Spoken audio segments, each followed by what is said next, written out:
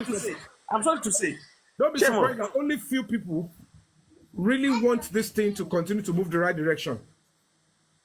It's social media. Attending to address. Don't be surprised that I want to really more these steps or these individuals are needed for this struggle.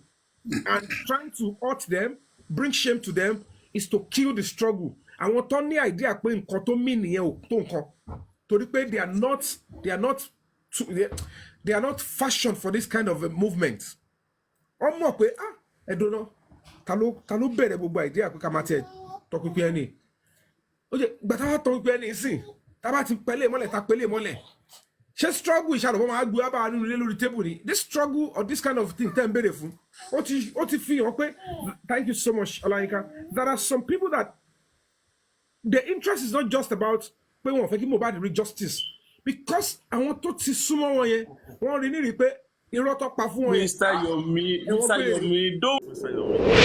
Ẹ má dẹ̀ bínú pé mo sáré wọlé sínú ẹ má bínú gbọ́ ọ̀rọ̀ yẹn ṣe ká mi lára ló jẹ́ kí n sáré mi ò fẹ́ interrupting.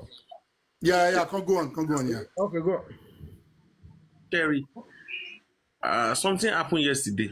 Tí inú mi ò dùn rárá. Sherry, ẹ̀yin gbogbo fúnra yín, ẹ má fáwọn kan tí wọ́n yẹ kí wọ́n ò tiẹ̀, they are not worth anything. Ẹ má fún wọn ní chance. Àwọn kan wà tó yẹ kí wọ́n worth láti ti máa bá yín sọ̀rọ̀ rárá gan. They are not worth your standard. What you have seen in your life, what you have achieved, who you are, what you are today, what you will be tomorrow. Wọn ò tiẹ̀ worth 1% ní life wọn. I was trying to say that yesterday on another platform. Mo fẹ́ fi gbogbo ẹnu sọ̀rọ̀ sí orí mi ò fẹ́ fi gbogbo ẹnu sọ̀rọ̀ nípa ẹ̀. But you gave them one chance. Ṣé rí wọ́n pa àwọn èèyàn kan ní àwọn tí wọ́n lè tó yàn tó máa ń fẹ́ gbéyàn jábọ́. Ṣé àwọn káwọn kan wà tó ké nílé ayé yìí kò sí wọ́n ṣe try tó láyé yìí wọ́n lè tó yàn ṣá. Níbi téèyàn bá dé ní live yìí wọ́n lè láyé dé àfẹ́ nínú live yìí. Ṣé you understand?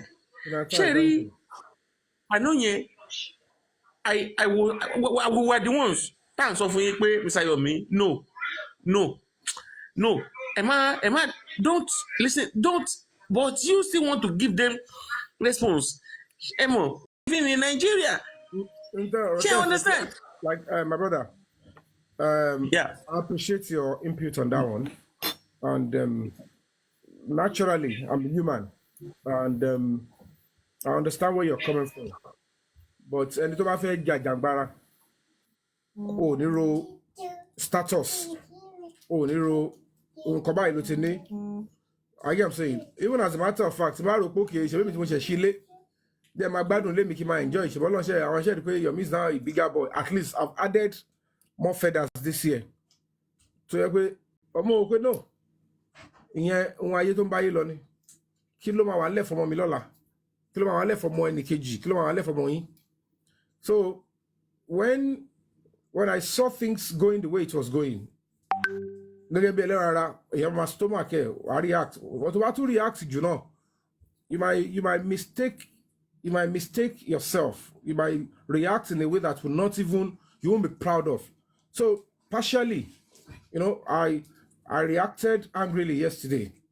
Though to some people they will say, yes, what frustrates me, but of course, to be able to lead and continue. Mr. Yomi, 1 second, please, sir. Wait, I'm not aware. Where's that?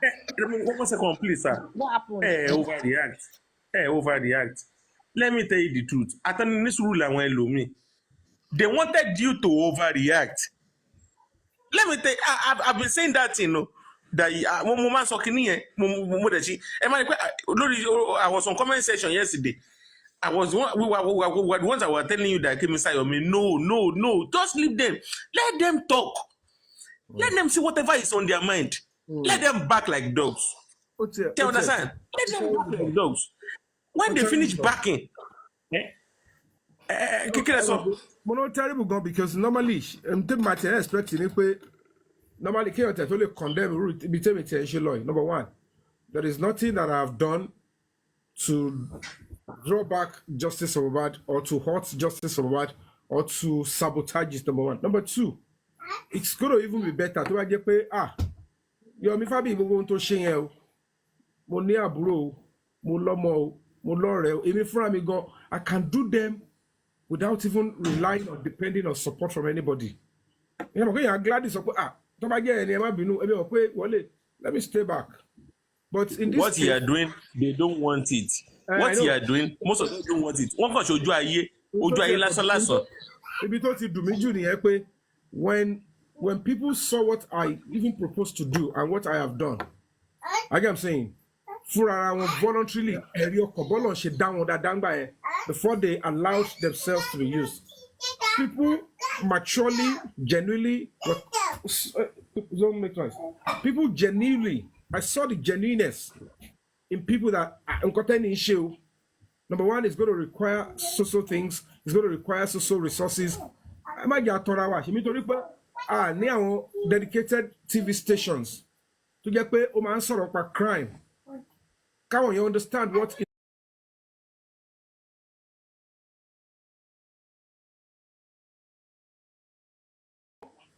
in a serious case like this, prepare for. Mr. Yomi. One question. When you ask them the question that way, okay, because you made a lot of suggestions. If I need like 2-3 suggestions, now I'm going to let the way out. Nínú gbogbo wọn, talent tó lè sọ pé òun lè front it. None of them could front it. None of them could front it. Ẹni tó dẹ̀ front nǹkan yẹn, ẹ̀dẹ̀ ti sọ ní ẹlẹ́nu, ẹ̀dẹ̀ ti wọ ní ẹbí gẹ́gẹ́ bí aláìda. This is society that we find ourselves in. This is Nigerians. This is Yoruba people for you.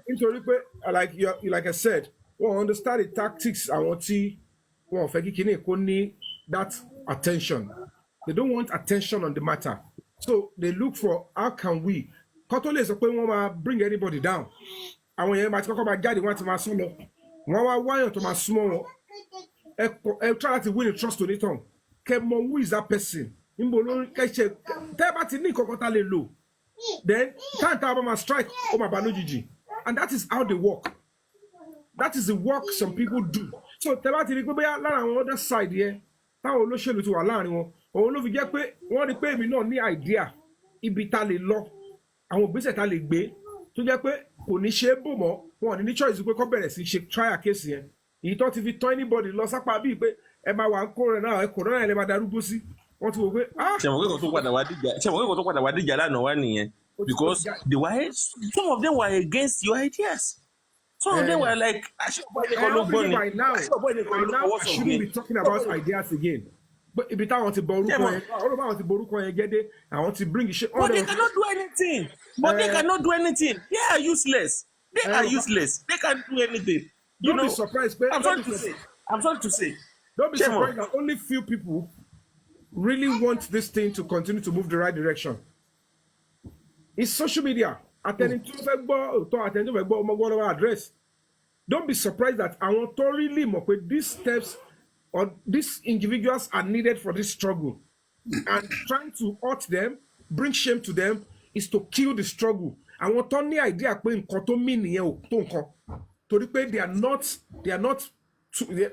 they are not fashioned for this kind of a movement. I don't know. Talo better gbogbo idea pé ká máa tẹ talk with any. Oje, but I talk with any sin. Tá bá ti pele mọ́lẹ̀ tá pele mọ́lẹ̀. She struggle ìṣàlọ̀ máa gbé aba nínú ilé lórí table ni. This struggle or this kind of thing tẹ́ ń béèrè fún. Ó ti fi hàn pé thank you so much Olayinka. There are some people that the interest is not just about pé wọ́n fẹ́ kí Mohbad rí justice because àwọn tó ti súnmọ́ wọn yẹn wọ́n rí ní rí pé irọ́ tó pa fún wọn yẹn. Mr. Yomi, don't disturb yourself. You asked them. We asked them yesterday. Ta ló fẹ́ front. None of them volunteered. We can see it. We are not blind. We saw it. Yeah. You know why they will not volunteer?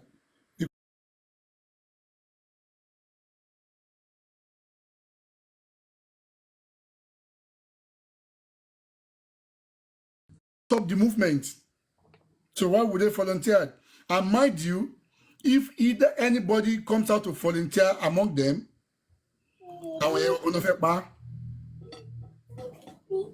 and to ṣe, they will put that person back.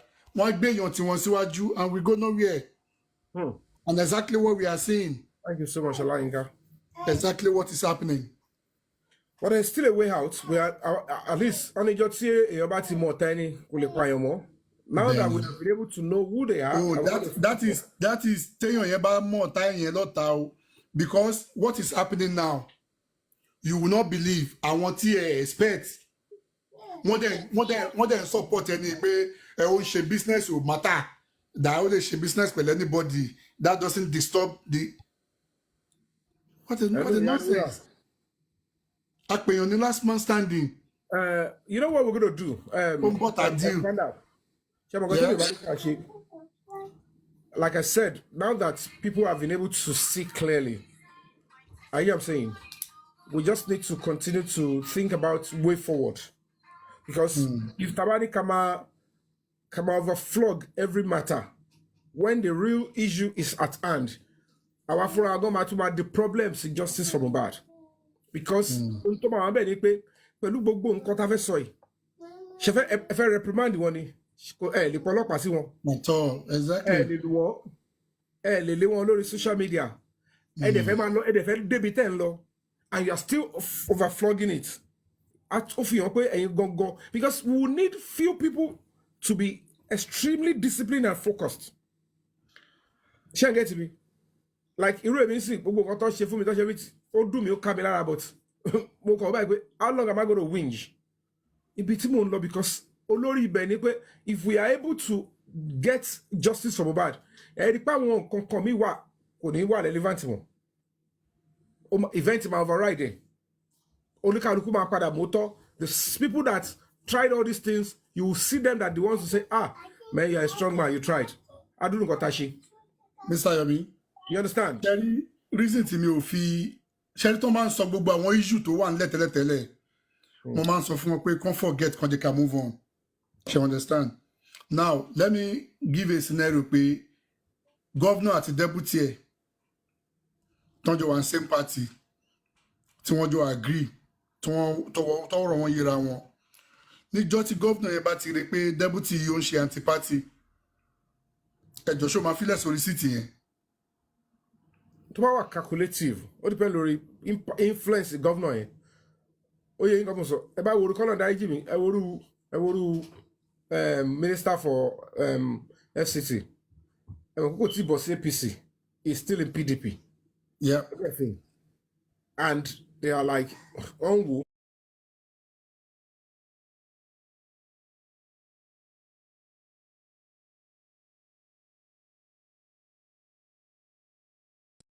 Òun náà la side ibẹ̀ ni wọ́n á tó dànù á tó ní problem because it doesn't have a base, it doesn't have a structure in that party. You get me? And they will look at it that politically if it's calculative enough, until if he jẹ́ kó ṣe ohun tó ṣe yẹn was because they denied him a ticket and they maintained that they want to use somebody from the north, which is not supposed to be. I get what I'm saying. So he knows that his structure is in that party.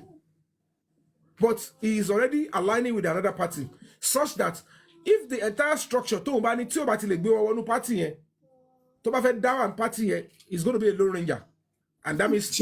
Sherry, analogy tell me give ni pé irú ẹni tẹ́ ń sọ yìí sìn yìí bóyá jẹ́ minister yẹn London APC, ya kó máa wá lọ ṣe anti-party KPC wá mọ̀ ṣé wọ́n máa fi sílẹ̀. But I think get me. Oh, ẹni ṣì wà ní PDP. No, Sherry, ibi tèmi sọ ẹ̀yin lẹ mú yẹn wá, ohun tèmi sọ governor and his deputy. And there is no, that's what I'm telling you. Into Jora Wolele, in television, the entire party, because the governor can be. I get what I'm saying. This is a general public case. No, Sherry, biti governor kan ti wà ń bí nsìn ni pé ẹ máa gbọ́ Sherry, biti governor kan ti wà ń bí nsìn ni pé tá bá mú bàbá Mohbad as the governor. Kò yé yín, and asọpéyàn kan wà one last man standing, I'm coming. Sherry issue yìí reason tẹ́mi fi sọ pé èmi ò rí as overflogging because if care is not taken okùn tó fẹ́ kọ́ wa lẹ́sẹ̀ lẹ́ẹ̀kan tí a mú kó o máa padà gbé wa ṣubú. Láti jọ tí, okay, let me ask you these very straight questions.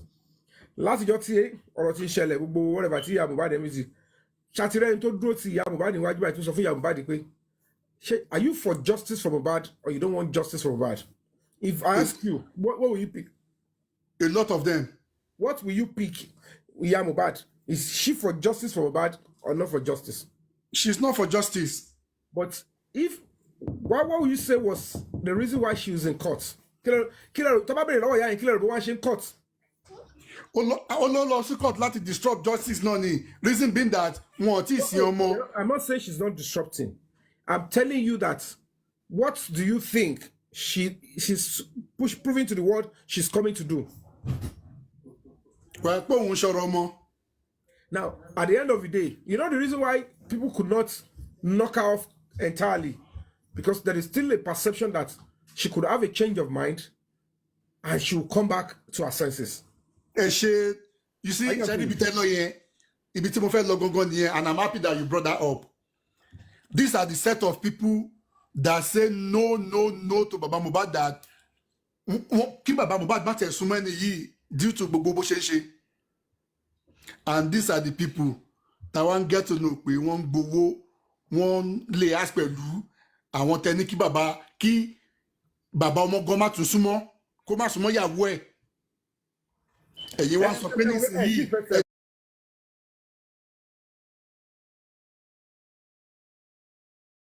Something substantial and concrete that the person don't put PS here, he is actually being sponsored by the other people.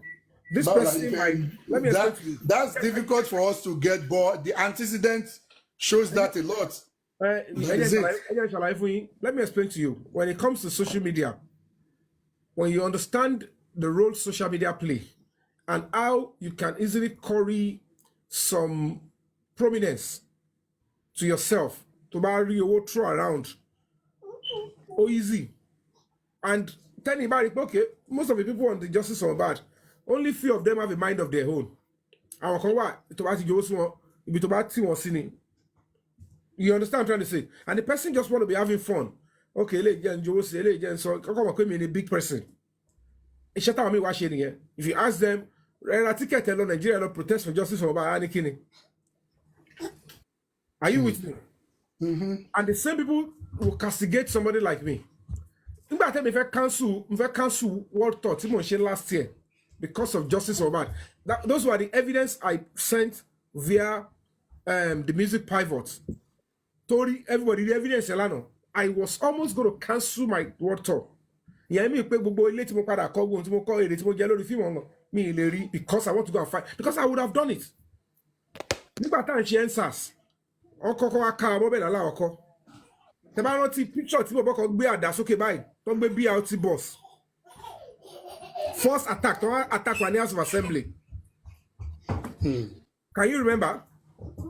Nigba NSAS. BLT boss. Okay, yeah. I was in the middle. Block Express. I was in the middle of the express, but Bagay road here. And you remove free word motto. Boy, to one, you watch me what a shallowy.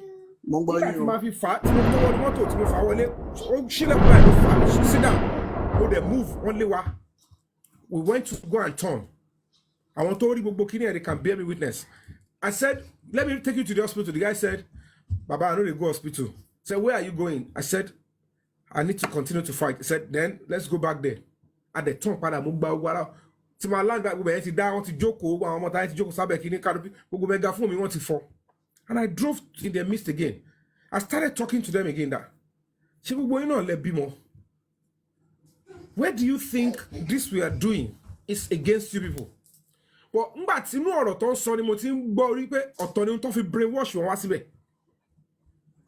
Àwọn tó gbé iṣẹ́ fún wọ́n ti fáwọn mandate báyìí. Ṣùgbọ́n àwọn eruku tó kó wá ọ̀tọ̀ ni tó fi brainwash wọn. At the end of the day, and went again and I went to Lekki Toll Gate. To ma fi di ìrọ̀lẹ́ èrò ti padà ya sí House of Assembly pé wọ́n bẹ̀rẹ̀ sí pé ẹ máa ń bọ̀